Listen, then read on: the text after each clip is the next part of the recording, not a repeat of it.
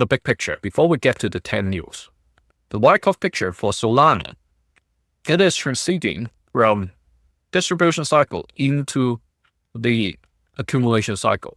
This pattern looks very similar to what happened on the left over here.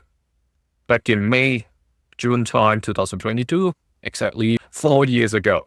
Time flies. And then it dropped to the bottom period around the end of the year. Would this time happen the same, that when we get to October, November time, that's the actual bottom? Not now. But of course, it happened, the sideways period happened right over here. It didn't drop until that point. Right now, we are dropping earlier than 2022. Okay, because if I enlarge this so you can see that sideways period, it trend up, come down, and then go this way. We've got this like toast, right? Here, we have this leg, but when it comes down, it didn't go sideways further. It drops straight. So hopefully, it is trying to find a bottom soon.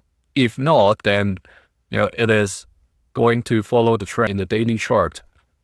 That's not something people supporting Solana would like to see, right?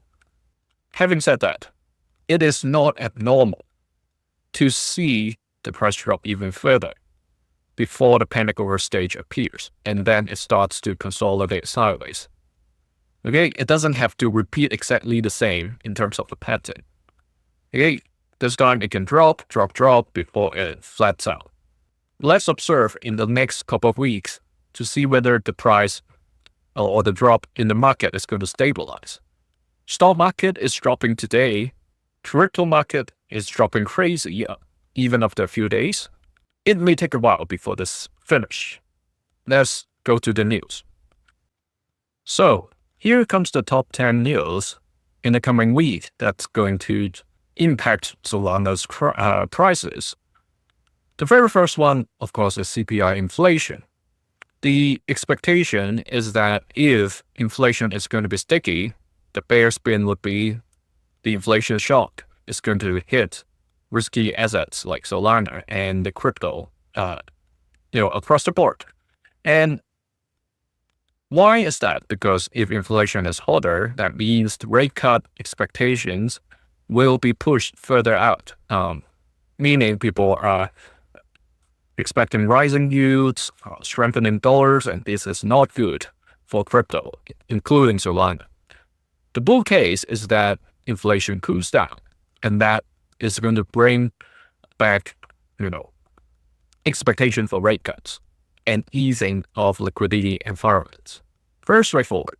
The second is FOMC meeting that's going to be held over a week later, but traders are going to front run. Investors are going to speculate. If the Fed comes out talking something more hawkish, then obviously that's going to add to the pressure that we are seeing.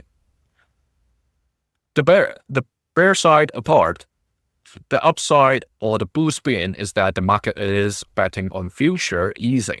So they are seeing the recent sell-off may be front-running already, and if the Fed comes out sounding neutral or even dovish, obviously then the capital would return and rotate towards, back to risky assets, including Solana. Same news, very different picture. For Solana itself, the Magic Eden token unlock, coming, that's going to add 172 Magic Eden tokens. The bearish take, of course, new supply arrives, and people would panic. Like, is it going to crash the price of Solana? Bullish case is that people are already expecting this. Whoever wanted to move out of Solana has already done the job. All right? So that's how it can be considered as a bullish case. Basically, it's not going to push the price of Solana further down. Okay, there is also pump tokens being unlocked. Same thing, back-to-back unlock, added together. That's going to add to the fear and worry. And people would think if nothing's really being sold off, then that would be a signal of the ecosystem is maturing and people are already treating these events as normal. And eventually, investor will think, okay, Solana is mature now, is resilient. Even with these kind of events, it's not going to impact its price much. Is a time or is safer to get it. Let's see what it is. Solana ETF demand remains a key narrative. Of course, similar to Bitcoin and Ethereum, if ETF flows is positive, it's going to make people feel bullish about Solana. Thinking institutional demand is, coming in or even attracting new institution by it. Then the bear side is that the ETF narrative, 12, 18 months ago, is already over. Then people will think, okay, the demand doesn't really come in. And it seems like the institution is taking time. So the hype is non-existent. That's the ETF narrative. Initial jobless claims, similar to the other economic data in this case, is a signal whether the economy is getting better or worse, especially whether it is getting into a recession. That's the bearish take. Economic weakens and the worry comes in. The recession worry comes in. And riskier assets like Solana is going to suffer. The bull spin is that a softer labor market, but not crashing, okay? The weaker numbers just come in moderately, not shocking, okay? Then people would take this as a scenario that still allows expectation for easier monetary policy by the US Fed. Okay, that's going to support riskier assets. Consumer sentiment. This is about people spending. Are they still spending a lot? Are they still willing to spend? If they are, then the stronger sentiment data would trigger people to think more positively. Okay, people are still fine. Risky assets shouldn't be sold off as crazy as we see now.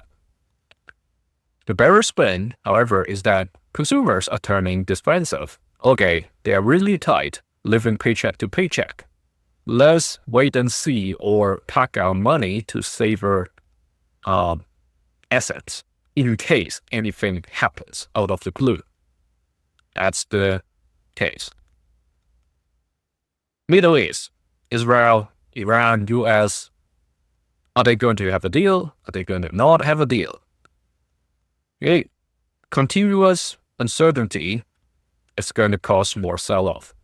Okay, you have been seeing news not only about having a deal or not having a deal, but also worries about important elements, including fertilizers or high-tech manufacturing required ingredients in addition to oil. This kind of uncertainty that dragged on. As soon as the supply or the inventory, whatever the manufacturers has stocked up in their warehouse, has been depleted, the problem will surface. And that's going to impact the couple of seasons later, probably, or a couple of quarters later, the performance of those corporates. Okay, the earnings, the sales, whether they have inventory to sell even, right? That's the downside or the bear spin. And the bullish take is that, okay, market probably overreact.